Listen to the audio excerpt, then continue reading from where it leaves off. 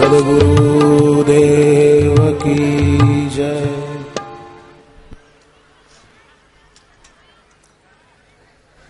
नारायण कवच श्रीमद् भागवत में आता है।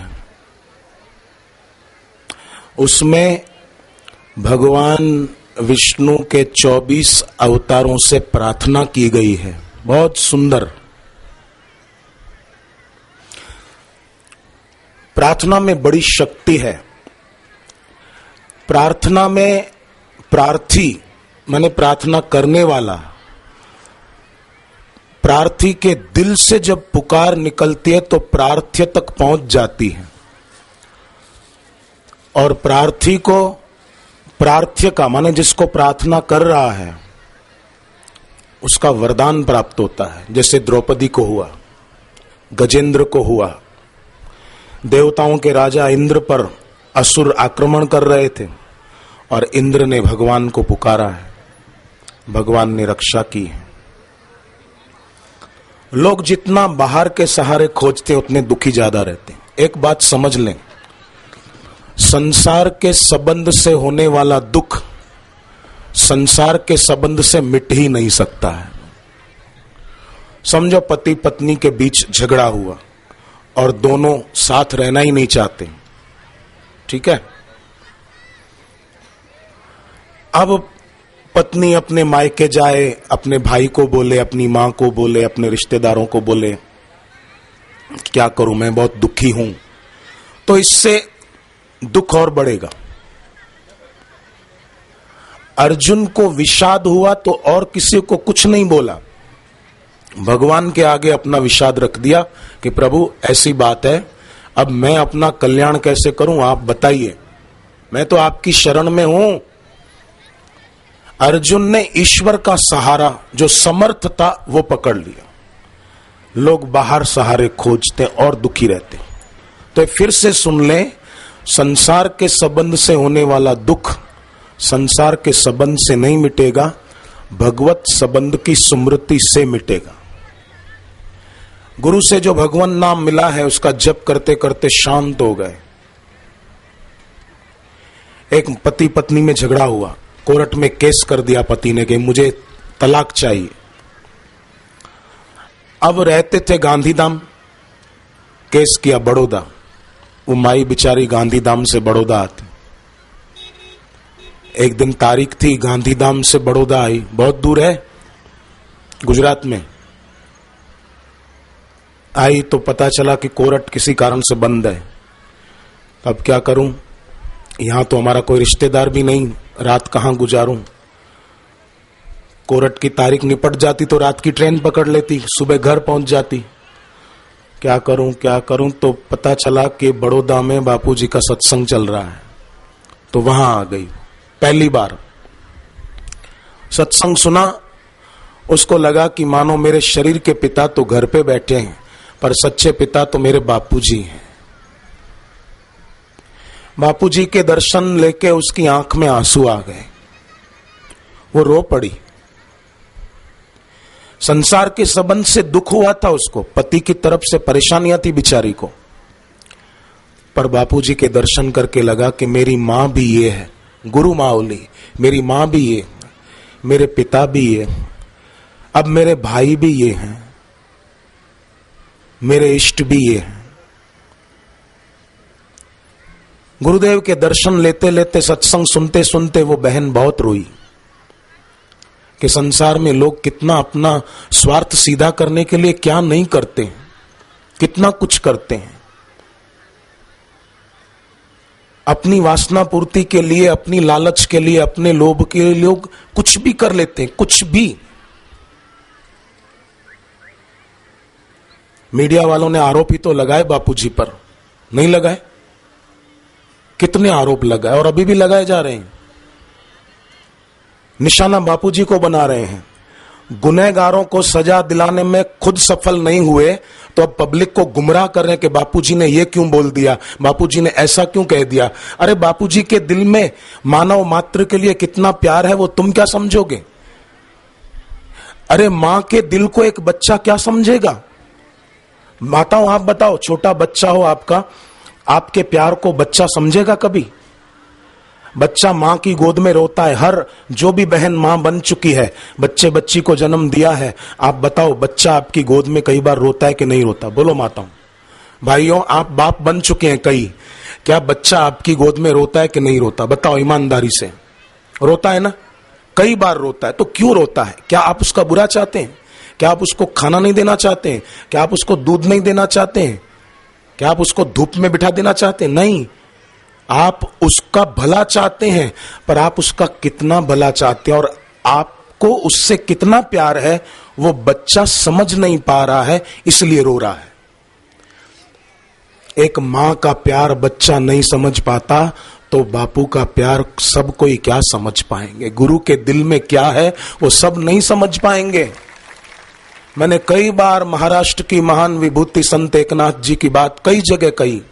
एकनाथ जी महाराज बोलते थे कि मां अपने बच्चे को इसलिए प्यार करती है क्योंकि मां ने बच्चे को अपने गर्भ से जन्म दिया है, इसलिए मां बच्चे को प्यार करती है। पर गुरु अपने शिष्य को प्यार क्यों करते हैं? गुरु अपने शिष्य को प्यार इसलिए करते हैं क्योंकि शिष्य को गर्भवास से मुक्त करना है, उसको दोबारा जन्म मरण में नहीं आने देना है। गुरु शिष्य को जन्म मरण से मुक्त देखना चाहते हैं, इसलिए गुरु का प्यार अपने साधकों के प्रति होता है। और सब कहां समझ पाएंगे? मीडिया निशाना बनाती है, गुनहगारों को सजा खुद नहीं दिला पा रहे हैं और अब पब्लिक को गुमराह करते हैं कि बापू ने ये क्यों कहा, वो क्यों कहा। अरे निशाना बनाना है तो उस वकील को बनाओ जो उन गुनहगारों के पक्ष में केस लड़ने को तैयार खड़ा है, उसको क्यों निशाना नहीं बनाते? मेरी बात गलत है तो आप मुझे कहो। अगर कुछ बोलना ही है तो उस वकील के लिए क्यों नहीं बोलते हैं? जिन गुनहगारों को फांसी दिलानी चाहिए, उन गुनहगारों के पक्ष में जो वकील केस लड़ रहा है, मीडिया उनको निशाना क्यों नहीं बनाती? उसके खिलाफ क्यों नहीं आवाज उठाती? दोष खाली महापुरुषों का है। जो महापुरुष समाज की सेवा करते हैं, दिन रात समाज के लिए लगे रहते हैं, लोगों के दुख दूर करने के लिए। निर्दोष लड़के लड़कियों पर जब इंडिया गेट पर लाठियां बरसाई जा रही थी, तब किसी ने आवाज क्यों नहीं उठाई? तब कोई नेता क्यों नहीं बोला कि यह ठीक नहीं हो रहा है, निर्दोष लड़के लड़कियों पर लाठियां क्यों मार रहे हैं? इंडिया गेट पर लगाई थी लाठियां, तब कोई क्यों नहीं बोले कि यह गलत हो रहा है? अब क्यों सब जाग रहे हैं? क्यों? कि तब उनके ऊपर खुद के ऊपर आ रहा था, इसलिए सब दुम दबा के बैठ गए थे। अब क्यों भौंकना चाहते हैं?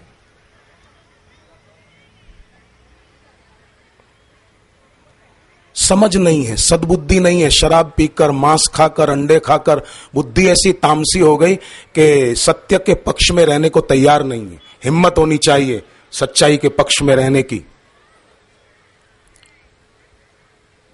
झूठ को पुष्ट करते रहते हैं, गलत को बढ़ावा देते रहते हैं।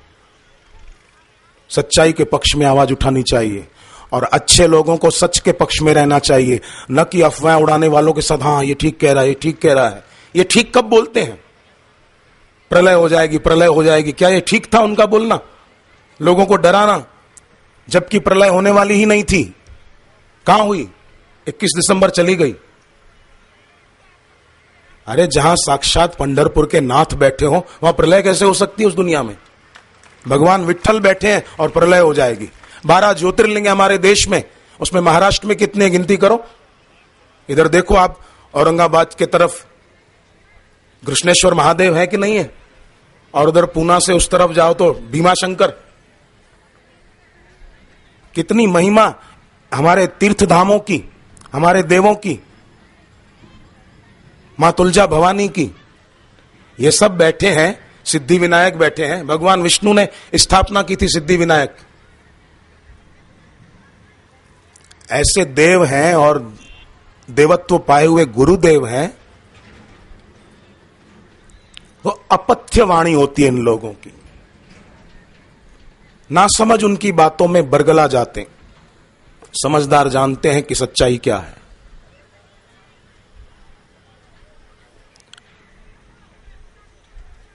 तो नहीं समझ पाते हैं। ईश्वर की शरण अगर ली जाए नारायण कवच बहुत सुंदर प्रेरणा देता है।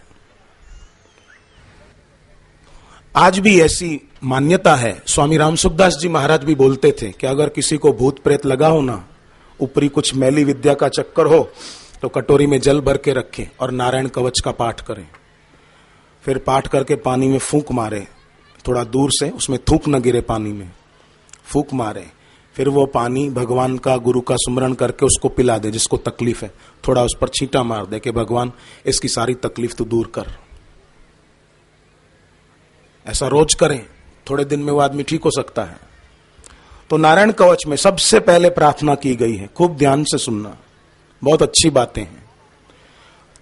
पहले प्रार्थना की गई भगवान मत्स्य अवतार को। भगवान विष्णु के 24 अवतारों में एक मत्स्य अवतार, उनको प्रार्थना क्या की, हे भगवान मत्स्य नारायण, पानी में, पानी के जीव जंतुओं से और वरुण के पाश से तू हमारी रक्षा कर।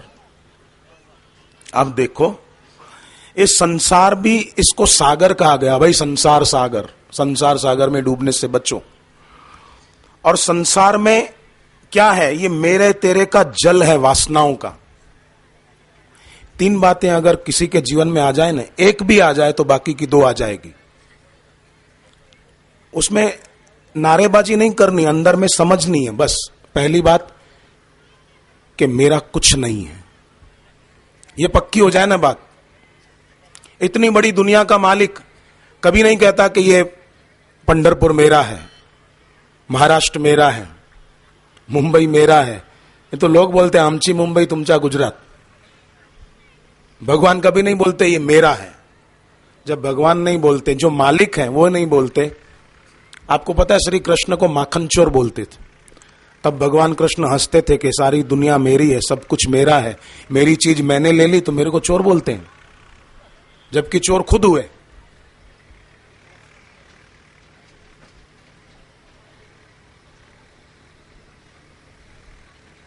फिर भी भगवान हंसकर सह लेते थे। ऐसे ही भगवत प्राप्त महापुरुष भी खुद पर आरोप सह लेते हैं और समाज की भलाई के कार्य उनके द्वारा होते रहते हैं। तो संसार सागर में, वासनाओं के अगाध जल में, दुर्गुण और दोष रूपी जंतुओं से हे भगवान तू हमारी रक्षा कर, ताकि मैं इसके पाश में, आकर्षण में, किसी की आसक्ति में फंस न जाऊं। हे हरि, हे भगवान, मेरी तू रक्षा करना, मैं किसी की आसक्ति में फंसू नहीं, मैं आसक्ति से पार हो जाऊं, मेरी तेरे चरणों में प्रीति हो। हे भगवान, हे गुरुदेव, मुझे आप प्यारे लगो और मुझे आपकी प्रेमा भक्ति प्राप्त हो जाए, जो भक्ति सब सुखों की खान है। फिर दूसरी प्रार्थना की गई वामन भगवान से। भगवान का वामन अवतार जो हुआ, बलि राजा के यज्ञ मंडप में प्रभु छोटा रूप लेकर आए थे, वामन रूप। वामन भगवान से प्रार्थना की गई कि भगवान वामन थल पर, भूमि पर मेरी रक्षा करें। माने सद्गुण और सदाचार के क्षेत्र में हम सब छोटे हैं। भगवान आप वामन होते हुए भी विराट थे ही, बाद में विराट रूप दिखा भी दिया। सद्गुण और सदाचारों में हम बहुत छोटे हैं। ऐसी कृपा करो कि हम भी सद्गुण, सदाचार, सेवा, जप, साधना में, व्रत में हम भी बड़े हो जाएं, हमारे में बड़प्पन आ जाए। बड़ी ऊंची जगह पर बैठना बड़प्पन नहीं है, परंतु घाल तराजू तोलिए नमे सो भारी होए। हमारे में और अधिक नम्रता आए, हमारे में और अधिक दैवी संपदा आए। और महाराष्ट्र के श्रद्धालुओं में तो वैसे ही श्रद्धा भक्ति है। मुझे तो महाराष्ट्र में गुरुदेव सत्संग देते हैं ना, बहुत खुशी होती है। और मुझे होता है कि भगवान करे गुरुदेव महाराष्ट्र वालों को और अधिक समय दे। और मुझे लगता है महाराष्ट्र में बापूजी के सत्संग होते रहेंगे ना, तो महाराष्ट्र में से बापूजी के पूर्ण कृपा पात्र भक्त जल्दी तैयार होंगे। मैं कोई पक्षपात में नहीं बोल रहा हूं, पर मैंने अहमदाबाद आश्रम में महाराष्ट्र के साधकों के अनुभव बहुत पढ़े हैं, बहुत पढ़े हैं। गुरुदेव की कृपा के अनुभव, महाराष्ट्र के शहर शहर से, गांव गांव से कई चिट्ठियां आई।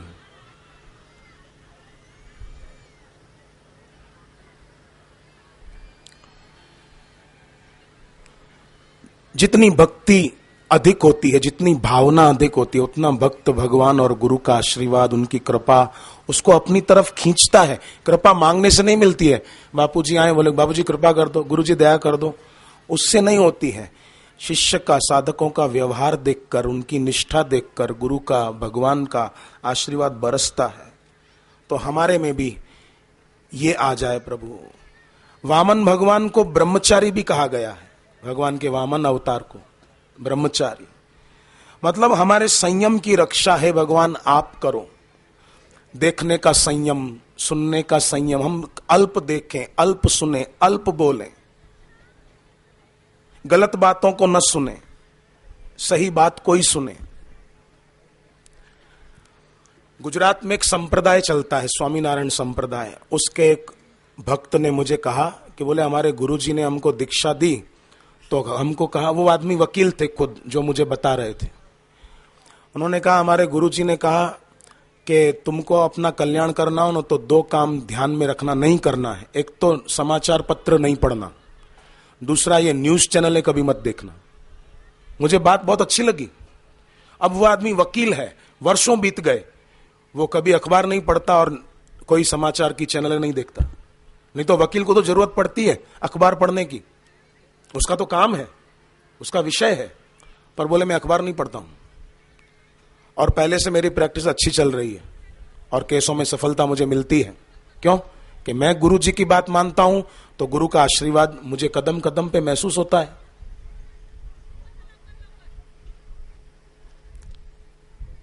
पहले ही दिमाग में कचरा कम थोड़ी है कि इनका कचरा और दिमाग में भरे। पर कुछ लोग ऐसे होते हैं जिनको दूसरों का कचरा अपने दिमाग में भरने में मजा आता है। काहे को गंदगी भरना, अपने ही कई जन्मों के संस्कार काफी हैं, उनकी सफाई हो जाए तो बहुत है। आपके पड़ोस में पड़ोसी से आपका खूब अच्छा रिलेशन हो, खूब अच्छा संबंध हो, वो पड़ोसी अगर आपके घर में अपने घर की कचरा पेटी खाली करे तो आप करने दोगे कि हाँ कोई बात नहीं, अपना ही घर है ना, आपका ही घर है, भले डालो इधर कचरा। नहीं, आप बोलोगे खबरदार, अपना भले दोस्ती का रिश्ता है पर कचरा मेरे घर में नहीं, बाहर बाहर बाहर, मेरे घर का भी थोड़ा ले जा, वो भी डाल देना। कचरा अपने घर में नहीं डालने देते, पर दिमाग में उनकी गंदी बातों का कचरा भरते रहते हैं कई लोग। गाड़ी, आप बाइक लेकर या कार लेकर, जीप लेकर कहीं जा रहे हो, अब आपको गाड़ी खड़ी करके अब वो घर में जाना है, तो आप गाड़ी गंदी जगह पे पार्क नहीं करते, है ना। आप अपने साथ वालों को बोलोगे आप चलो हम गाड़ी सही जगह पे पार्क करके आते हैं, आप पहुंचो, तो आप सही जगह, अच्छी जगह पे गाड़ी पार्क करके आओगे। गाड़ी को गंदी जगह पे पार्क नहीं करते, पर अपने जीवन की गाड़ी को गंदी बातों में लगा देते हैं, विचारने में, सुनने में, बोलने में, श्वासों की संपदा गंवा देते हैं। इसलिए सावधानी की जरूरत है। वामन प्रभु को ब्रह्मचारी का मतलब हम सुनने का भी संयम रखें, फालतू किसी की बातें सुने ही नहीं, देखने का भी संयम, फालतू दृश्य न देखें, बोलने का संयम, फालतू बात न बोले, काम की बात बोले बाकी चुप बैठे। मेरी तो सेवा है बोलने की, नहीं तो मुझे ऐसा चुप बैठने का मौका मिले तो मैं पूरे दिन में एक शब्द नहीं बोलूं। मुझे मौन रखने में बड़ा आनंद आता है। चुप बैठो। आप लोग जो मौन रखते हो उनको मेरा धन्यवाद, न रखते हो कल से शुरू कर दो, कल से क्या आज से ही, कि दिन में 2 घंटे 3 घंटे हम मौन रखेंगे। मौन को भगवान कृष्ण ने अपनी विभूति बताया है, बहुत फायदा होगा। 10वें अध्याय में भगवान ने कहा मौनम चैवास्मि गुह्यानाम, बोलकर आदमी दूसरों तक पहुंचता है, मौन रहकर आदमी ईश्वर तक पहुंचता है। फैसला आपके हाथ में है किसके पास पहुंचना है।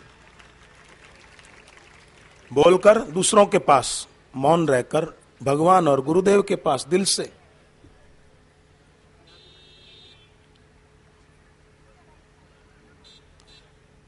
तो वामन भगवान हमारे संयम की रक्षा करें, आकाश में त्रिविक्रम रूप से हमारी रक्षा करें। आकाश में रक्षा करें मतलब हम कोई आकाश में उड़ने थोड़ी जाएंगे, नहीं। साधना में आगे बढ़ते ही कई लोग हवा में उड़ने लगते हैं। एक आदमी था, सुबह 4 बजे उठ जाता था, साधक, पर दूसरों को टोकता रहता था, हम तो 4 बजे उठ जाते हैं, तुम तो आलसी हो, 6 बजे सोए रहते हो, हम 4 बजे उठते हैं। और श्वासोश्वास की गिनती करते हैं, 1 2 3 300 तक मैं गिनती करता हूं। हवा में उड़ता था, आकाश में। तुम 4 बजे उठते हो, अच्छी बात है, दूसरे नहीं उठ पाते तो उसका कारण सोचो ना। जरूर वो बेचारे सारा दिन मेहनत करते होंगे, थक जाते होंगे, इसलिए 4 बजे नहीं उठ पाते होंगे। उसका मतलब क्या? उनको गुरु की कृपा नहीं मिलेगी, भगवान उन पर राजी नहीं होंगे। गलत बात। ईश्वर जानते हैं बेचारा थक जाता है, कोई बात नहीं, 4 बजे के बदले 5 बजे उठेगा, 5:30 उठेगा, क्या आफत आ रही है? उसका मतलब ये नहीं कोई 7 बजे तक सोया रहेगा, कोई बात नहीं, अब तो बढ़िया मौका मिल गया। एक आदमी ने मुझसे पूछा, वो मिलिट्री में काम करते हैं, तो उसने कहा कि हम जहां पर फौज में जाते हैं ना, तो वहां माइनस में टेम्परेचर रहता है, इतनी ठंडी, बाप रे, लेह लद्दाख की तरफ।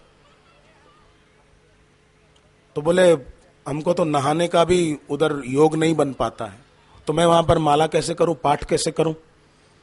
मैंने कहा आश्रम में आए हो तो तुलसी की मिट्टी ले जाओ, थैली भर के, थोड़ी ललाट पर लगा देना, तो स्नान किए हुए की तरह आदमी पवित्र माना जाता है।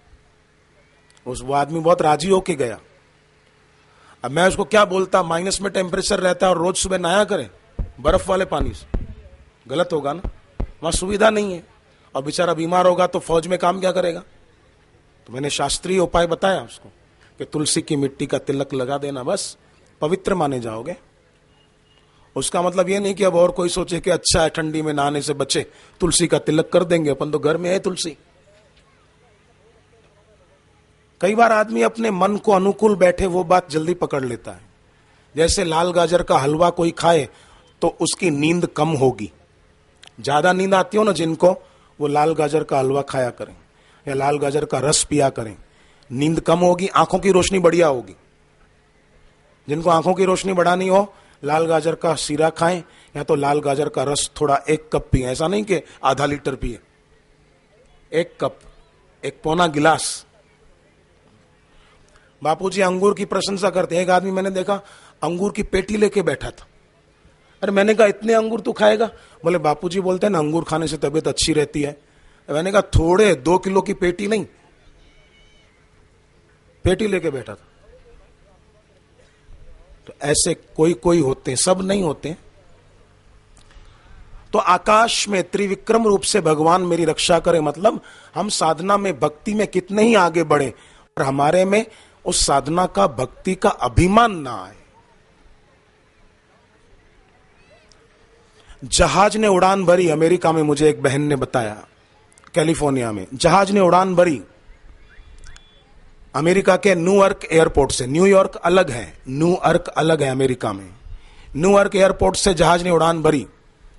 टावर एयरलाइन का जहाज था, जैसे यहां spice jet, Go Air, Indigo, अलग अलग कंपनियां है ना, ऐसे टावर एयरलाइन अमेरिका में उसका जहाज था। 45 मिनट हो चुके थे उड़ान भरे हुए। अचानक देखा कि जहाज के जो साइड के विंग्स होते हैं उसमें आग लगी थी।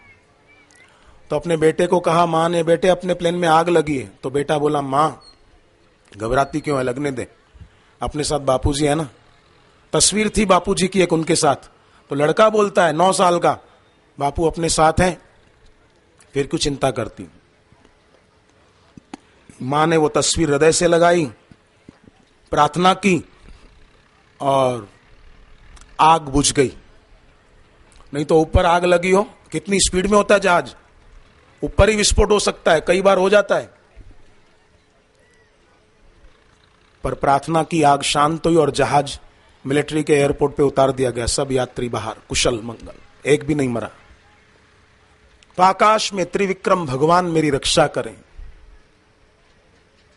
प्रार्थना की गई। कितनी सुंदर प्रार्थना है। अपना सनातन धर्म, वैदिक धर्म कितना महान है। भागवत का ये नारायण कवच कितना सुंदर है। हर प्रकार से हमें सुरक्षित करने में नारायण कवच सक्षम है। फिर प्रार्थना की गई भगवान के नरसिंह अवतार से कि भगवान विष्णु का नरसिंह अवतार भयंकर स्थानों से मेरी रक्षा करे। भयंकर स्थान जैसे कि राजस्थान में भवानी मंडी है शहर, वहां एक डॉक्टर है, डेंटिस्ट, अपने साधक हैं, तो बहुत अच्छा उनका क्लिनिक चलता है और डॉक्टर भी बड़े हट्टे कट्टे, हाइट बॉडी बढ़िया है, दीक्षा लिए हुए।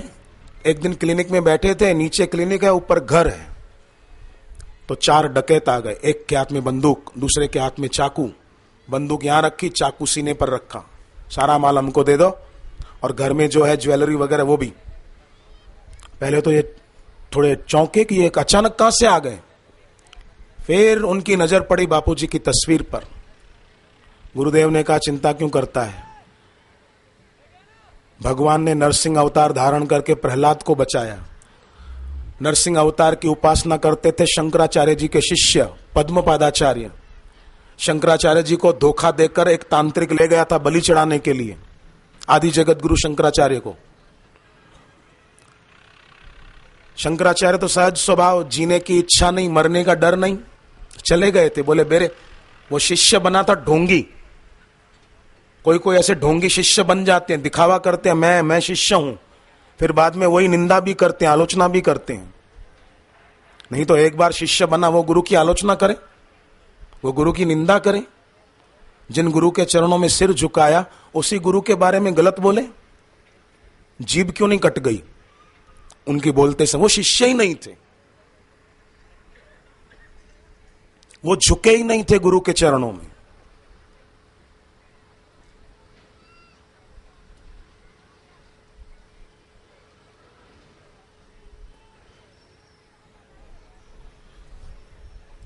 महावीर स्वामी के चरणों में गौशालक झुका हुआ दिखता था, पर झुका कहां था? एक दिन महावीर स्वामी जा रहे थे, वो पीछे पीछे था, बहुत विरोध करता था। तो महावीर स्वामी के सामने उसने कहा कि महाराज जी, ये जो सामने एक पौधा है, ये पौधा हरा भरा रहेगा कि सूख कर उखड़ जाएगा, क्या कहना है आपका? महावीर स्वामी ने कहा यह पौधा हरा भरा होगा, खूब पत्ते और फूल इसमें खिलेंगे। उसने क्या किया पता है? वो पौधे को उखाड़ दिया और फेंक दिया। बोले देखो, आप तो कहते थे हरा भरा होगा, कई फूल फल लगेंगे, ये तो देखो उखड़ गया।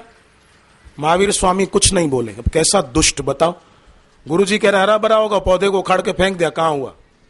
अब ये क्या हरा भरा होगा? महावीर स्वामी ने कहा मैंने कहा है ओके रहेगा। पर बोले वो तो उखड़ गया। बोले धीरज रख। कुछ दिन बाद यात्रा करके लौटे, पद यात्रा का जमाना था, लौटे तो देखा कि वही पौधा जो उसने उखाड़ कर फेंक दिया था, बारिश हुई थी और किसी गौ माता का पैर उसके मूल पे पड़ा था और गीली मिट्टी में उसके मूल फिर जमीन में चले गए थे और वो फिर अंकुरित हुआ था और हरा भरा हो गया था, कई फूल उगाए थे। महावीर स्वामी ने कहा देखा, मैंने कहा था ना, तूने उखाड़ के फेंक दिया, फिर भी ये लगा कि नहीं लगा? मूढ़ आदमी कभी गुरु की गूढ़ बातों को समझ नहीं पाता है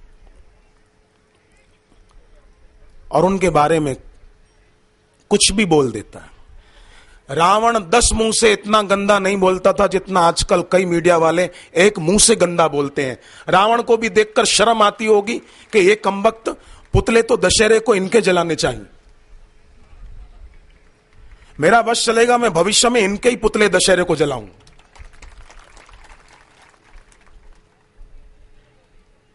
जो भी आलोचना करते हैं उनके पुतले जलाए जाएं दशहरे को। रावण का पुतला, कुंभकर्ण का पुतला, जो कुंभकर्ण विभीषण को मरते मरते सीख देता है भगवान का भजन करते रहना।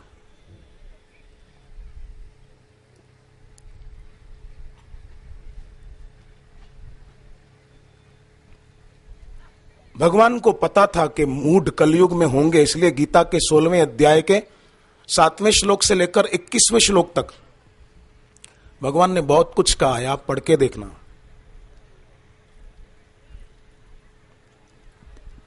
तो प्रार्थना की कि भगवान हमारी रक्षा करें भयंकर स्थानों में। तो शंकराचार्य जी का वो शिष्य बन गया था एक तांत्रिक। एक दिन सब शिष्य पद्मपादाचार्य कहीं बाहर गए हुए थे और सब शिष्य सो गए। वो बोला, गुरुजी मेरे को है ना मरने के बाद शिवलोक में जाना है। तो गुरु ने कहा, बेटे मुक्ति का अनुभव कर ले, इस लोक में और उस लोक में क्या जाएगा। बोले, नहीं मेरे को तो शिवलोक में जाना है। तो ठीक है साधना कर। बोले, नहीं गुरुजी, कोई आत्मज्ञानी महापुरुष की बलि दे दूंगा ना मैं, तो मेरे को शिवलोक में रहने को मिलेगा। शंकराचार्य समझ गए कि क्या कहना चाहता है। बोले, ठीक है चल मेरी बलि दे दे। बोले, वाह गुरुजी, जैसे दधीची ऋषि ने अपनी बलि दे दी, ऐसे आप दोगे तो आपकी भी कीर्ति अमर हो जाएगी। तो शंकराचार्य चले गए अमावस्या की रात को जंगल में उसके साथ, और यहां पीछे पद्मपादाचार्य जो बाहर गए थे उनके शिष्य आए, देखा गुरुजी नहीं है। आधी रात को गुरुजी कहां गए। शांत बैठा तो नरसिंह भगवान की उसने उपासना की हुई थी। तो भगवान नरसिंह देव का ध्यान किया और प्रार्थना की कि मेरे गुरुजी कहां हैं, कहीं मेरे गुरुजी के साथ कोई अत्याचार तो नहीं कर देगा अभी। कैसे शिष्य थे, अपने गुरु का ख्याल रखते थे, गुरु को परेशान नहीं करते थे। जोंक होती है ना, वो गाय के आंचल के पास चिपकी हुई होती है, पर कमबख्त गाय का दूध नहीं पीती, गाय का खून चूसती है, गौ माता को परेशान करती है। और बछड़ा बछड़ी दूर बंधे होते हैं, पर गौ माता का दूध पीते हैं, पुष्ट होते हैं। ऐसे ही सच्चा साधक भले बाहर से दूर हो, पर गौ माता के बछड़े बछड़ी की तरह गुरु का ध्यान करके, गुरु का सुमिरन करके, गुरु के दिए हुए नाम का जप करके, गुरु की याद में अपनी आंख को गीली करके उनकी कृपा को पीते हैं, उनके आशीर्वाद को पीते हैं, जैसे बछड़ा दूध पीता है।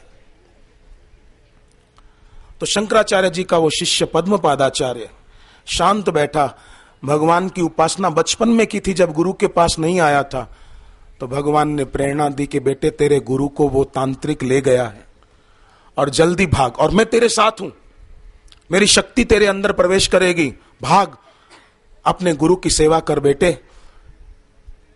गुरु शिष्य के मन का ख्याल रखते हैं कि उसका मन विकार वासनाओं में न फंसे, तो शिष्य का कर्तव्य है अपने गुरु के तन का ख्याल रखें, अपने गुरु के शरीर का ख्याल रखें, क्योंकि गुरु सशरीर ब्रह्म है, गुरु सगुण ईश्वर है। मैंने मेरी जिंदगी के 30 साल आश्रम में गुजारे हैं, 30 साल, ये 30वां साल चल रहा है। मैं मेरे घर वालों के साथ, माता पिता भाई बहनों के साथ जिंदगी के 13 साल गुजारे, मैंने 30 साल बापूजी के आश्रम में गुजारे। और उन 30 वर्षों का मेरा अनुभव यह है कि गुरु के दिल में करुणा का सागर उमड़ रहा है, कृपा का सागर उमड़ रहा है। और सागर बोलना पड़ता है, सागर का पानी तो खारा होता है, पर बापूजी के दिल में कोई खारापन नहीं है। गुरुदेव के दिल में करुणा और प्यार की मिठास है। गुरुदेव के दिल में हमारे लिए भलाई की भावना की मिठास है। क्या समझ पाएंगे ये मूढ़ लोग। एक लड़का आश्रम में रात को सो रहा था अहमदाबाद में, गर्मी के दिन थे, मच्छर उसको काट रहे थे। गुरुदेव ने देखा उसको कि मच्छर काट रहे हैं, सोचा गर्मी है, इसको कंबल उड़ाएंगे तो गर्मी में नींद टूट जाएगी इसकी, और उठाएं इसको तो किसी की नींद तोड़ना भी ठीक नहीं। बापूजी ने क्या किया, खुद के शरीर पर जो धोती ओढ़ते ना बापू, वो धोती उसको ओढ़ा दी कि इसको मच्छर न काटे। क्या करुणा है गुरु के दिल में। बापूजी गाड़ी में बैठे थे, मैं पीछे बैठा था, ड्राइवर गाड़ी चला रहा था, 100 की स्पीड में गाड़ी जा रही थी, उदयपुर से कहीं जा रहे थे दूसरी जगह। अचानक बापूजी ने कहा गाड़ी रोक, गाड़ी रोक। 100 की स्पीड में गाड़ी रोकी। बापूजी ने कहा पीछे लो गाड़ी। गाड़ी पीछे ली। खेत में एक बूढ़ी मां घास की गठरी उठा नहीं पा रही थी, गरीब माई थी। गुरुदेव ने ड्राइवर को और मुझे कहा जाओ उसको गठरी उठवाकर घर तक छोड़ के आओ और उसको पैसे दे आओ, कुछ मिठाई दे आओ। गरीब माई है, बूढ़ी है, ये मिठाई खाएगी, अमुक पौष्टिक खुराक था कुछ घी का। बापूजी ने कहा वो खाएगी, उस बूढ़ी मां को शक्ति आएगी। उस बूढ़ी मां ने कहा नहीं था बापू मेरे को प्रसाद दो, मैं कमजोर हूं, मेरे से ये घास उठ नहीं रहा है। बड़ौदा से एक बार बापूजी जा रहे थे सूरत, जन्माष्टमी का कार्यक्रम था और उन दिनों में बारिश होती है, ये सब जानते हैं। बारिश हो रही थी, मैं पीछे की गाड़ी में बैठा था, बापूजी आगे थे। एक जगह गुरुदेव ने गाड़ी रुकवाई। एक गरीब बूढ़ा आदमी भैंसे चरा रहा था, रिमझिम बरसात हो रही थी। देखा उसके पास छतरी तो थी पर फटी हुई थी, गरीब आदमी था बेचारा। बापूजी ने गाड़ी रुकवाई और खुद की छतरी उस गरीब आदमी को दी कि लो भाई साहब, आप उस छतरी में भीग रहे हो, ये हमारी छतरी रख लो, आप भीगोगे नहीं क्योंकि भीगोगे तो बीमार हो जाओगे, ये छतरी रख लो। उसको भी पैसे दिए, मिठाई दी, फल दिए, ये खाना। उसने कहा थोड़ी था, पर गुरुदेव के दिल की करुणा ये सब कराती है। बापूजी एक बार गाड़ी में जा रहे थे महसाणा से अहमदाबाद की तरफ, मैं पीछे दूसरी गाड़ी में था। आगे की एक गाड़ी किसी दूसरे आदमी की थी, उसकी गाड़ी से एक पक्षी टकरा गया, पक्षी गिर पड़ा नीचे, वो तो चला गया। गुरुदेव ने गाड़ी साइड में रुकवाई और सेवक को कहा जा उस पक्षी को उठाकर ले आ, बेचारा गिर गया है। उस पक्षी को उठाकर ले आए। बापूजी ने अपने हाथ में उसको रखा और अपने पानी पीने के करमंडल से गंगाजल निकाला। बापूजी गंगाजल ही पीते हैं, दूसरा पानी नहीं पीते हैं बापू। दिन में जब भी जल पीना हो गुरुदेव गंगाजल ही पीते हैं। गुरुदेव ने अपने करमंडल से गंगाजल निकाला और उसके मुख में डाला। एक पक्षी की चोंच में गंगाजल अपने हाथ से डाला और फिर सुरक्षित जगह पे उसको रखवा दिया।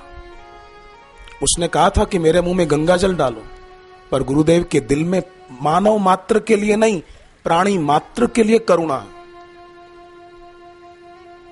पर सब उसको समझ नहीं पाते, इसलिए आलोचक आलोचना करते हैं।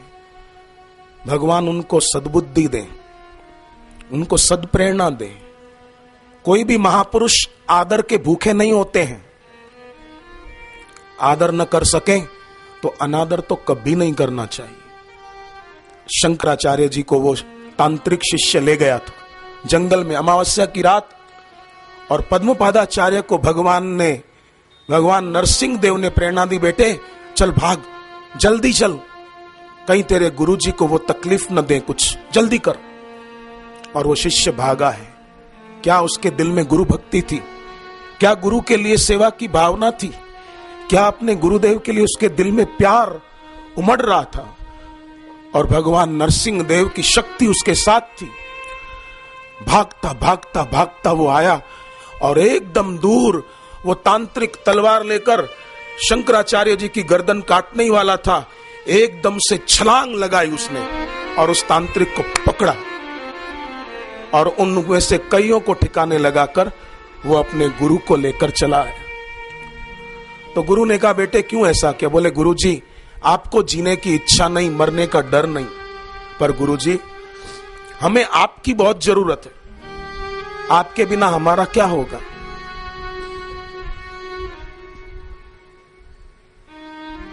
आपके संग से हमारी उन्नति होती है, आपके दर्शन से हमारे दिल से दृश्य की आस्था मिटती है, आपकी वाणी सुनने से हमारा दिल पवित्र होता है, आपको देखने से हमारा मन भगवान में लगता है, आपके संग में बैठने से हमारे दिल से संसार की वासनाएं कम होती है, आपको देखते हैं तो हमारा संसार खो जाता है और केवल भगवान रह जाते हैं।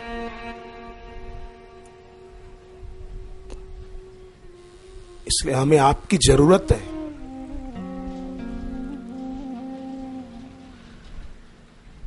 चैतन्य महाप्रभु बंगाल में रात को सो जाते थे तो उनके कई शिष्य रात को चौकी करते थे। क्यों?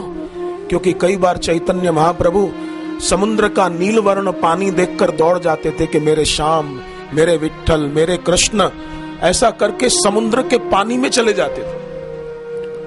तो शिष्य रात को चौकी करते थे कि हमारे गुरुजी कहीं भाव में आकर समुद्र के पानी में न चले जाएं। चौकी करते थे। कितना प्यार था अपने गुरु चैतन्य महाप्रभु के लिए। तो शिष्य के दिल में अपने गुरुदेव के लिए प्रेम, भक्ति, वो बहुत कल्याणकारी है। भगवान बुद्ध बैठे थे और उनके एक शिष्य ने पूछा कि अपना कल्याण करने के लिए क्या करना चाहिए। बुद्ध ने कहा कि बस तुम मुझे गुरु मानते हो? बोले हाँ। तो बस अपने गुरु में प्रेम बढ़ाओ, सात्विक श्रद्धा बढ़ाओ। बोले क्यों? आपने तो कितनी यात्रा की साधना काल में। बुद्ध ने कहा इसलिए की थी बेटे कि मुझे सच्चे गुरु नहीं मिले थे। तुमको तो मिल गए हैं, तो तुम्हें अब भटकने की जरूरत क्या है?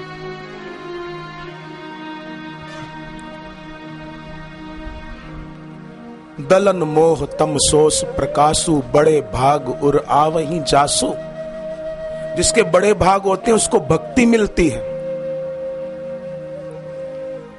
नामदेव जी के कैसे भाग, कैसी भक्ति।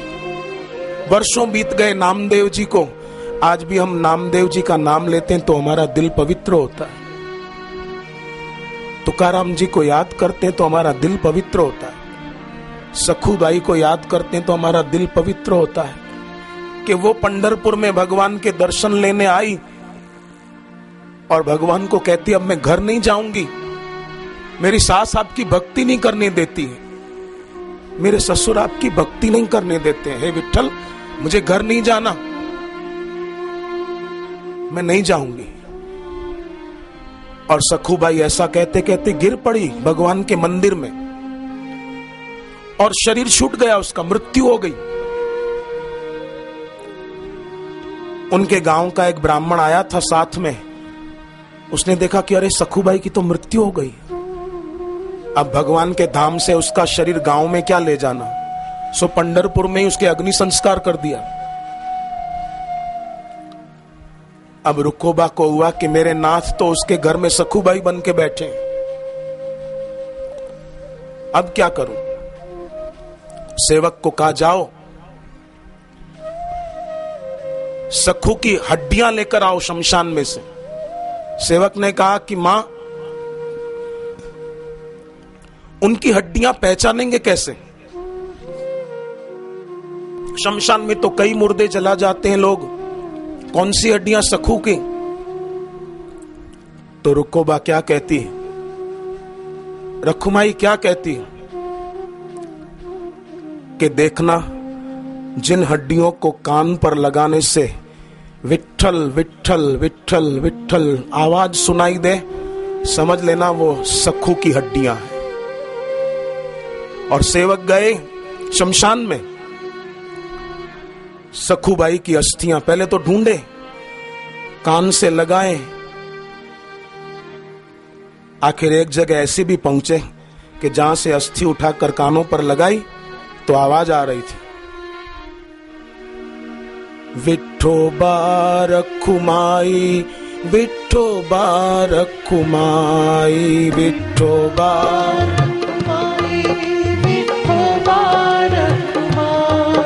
विठोबा रखुमाई, विठोबा रखुमाई, विठोबा रखुमाई, विठोबा रखुमाई, विठोबा रखुमाई, विठोबा रखुमाई, विठोबा रखुमाई, विठोबा रखुमाई, विठोबा रखुमाई, विठोबा रखुमाई, विठोबा रखुमाई, विठोबा रखुमाई, विठोबा रखुमाई, विठोबा रखुमाई, विठ्ठल विठ्ठल विठ्ठला हरि ओम विठ्ठला, विठ्ठल विठ्ठल विठ्ठला हरि ओम विठ्ठला, विठ्ठल विठ्ठल विठ्ठला हरि ओम विठ्ठला, विठ्ठल विठ्ठल विठ्ठला हरि ओम विठ्ठला।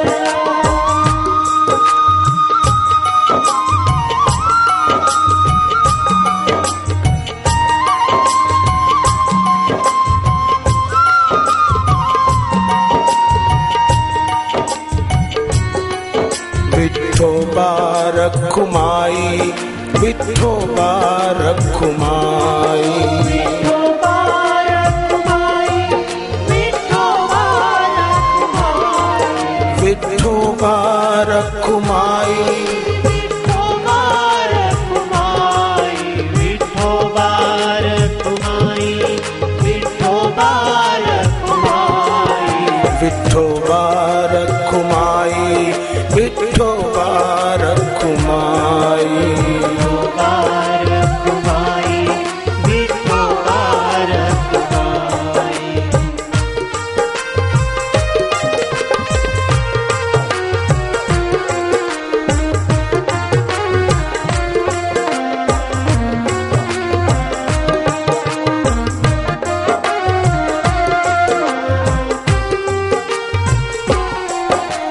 राम कृष्ण हरि जय जय राम कृष्ण हरि, राम कृष्ण हरि जय जय राम कृष्ण हरि, राम कृष्ण हरि जय जय, राम कृष्ण हरि, राम कृष्ण हरि जय जय राम कृष्ण हरि, राम कृष्ण हरि, जय राम कृष्ण हरि, राम कृष्ण हरि, जय जय राम कृष्ण हरि। विठोबा रखुमाई, विठोबा रखुमाई, विठोबा रखुमाई, विठोबा रखुमाई, विठ्ठला,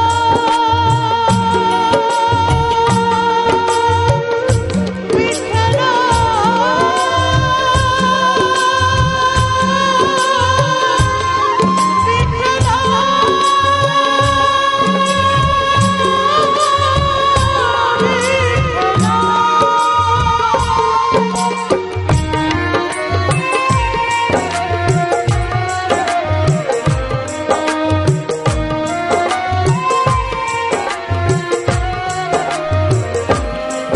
तो कितनी सखुबाई की प्रीति कि उसकी अस्थियों से भगवान का नाम गूंज रहा था। वो सब अस्थियां इकट्ठी करके ले गए और रुकोबा ने उसको नया जीवन दे दिया। कथा बहुत लंबी है पर मैं इतना ही कहूं, भक्ति में बड़ी शक्ति है और ऐसी देवियां महाराष्ट्र की धरती पर हुई।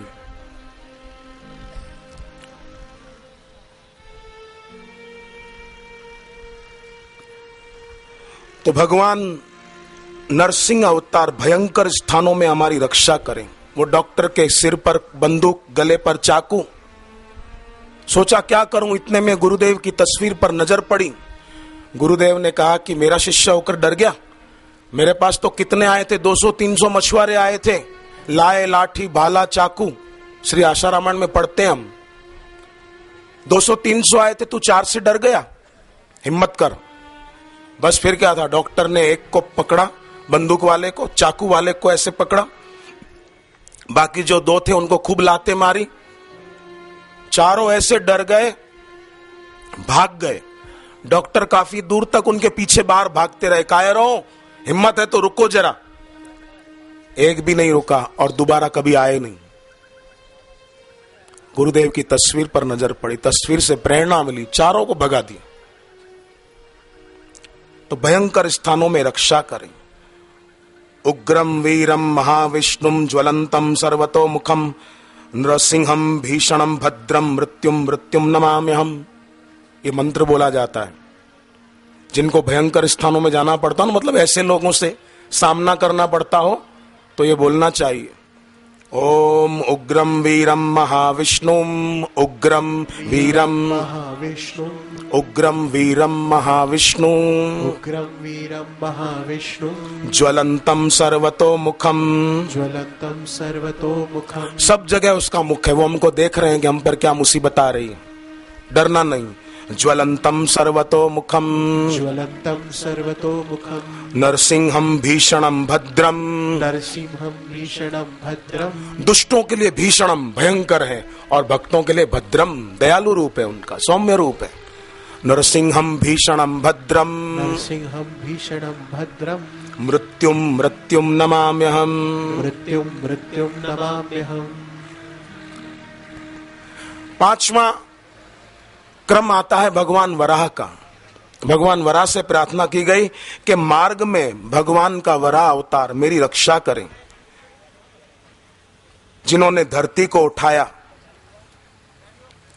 अपनी दाढ़ों पर। धरती जो सबको धारण करती है, उस धरती को भगवान ने धारण किया, वराह अवतार लेकर आए थे। तब धरती ने वाराही का रूप लिया था। भगवान का वराह अवतार, धरती का वाराही अवतार, दोनों का विवाह संपन्न हुआ, बेटा हुआ, वो मंगल देव। नवग्रहों में जो एक मंगल देव का स्थान आता है। जिनके सिर पे कर्जा हो, वो रोज सुबह धरती पर पैर रखने से पहले बोले, हे विष्णु भगवान की पत्नी भूदेवी, आपको मेरा प्रणाम है। विष्णु पत्नी नमस्तुभ्यम पाद स्पर्शम क्षमस्व में।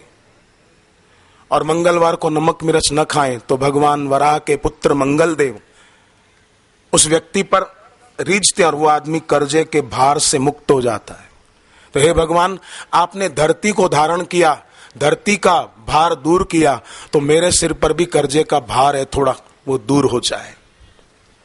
नौकरी नहीं मिलती, अच्छा काम धंधा नहीं चलता, तो शनिवार मंगलवार पीपल के पेड़ में दूध जल और गुड़ चढ़ा दिया, थोड़ा गंगा जल हो तो 1 चम्मच डाल दिया, और प्रार्थना की पीपल को कि भगवान, गीता में आपने ही कहा है वृक्षों में पीपल मैं हूं, मेरा ये अर्घ्य स्वीकार करना। 5 फेरे फिर लिए, थोड़ी देर बैठ के जप कर लिया, बस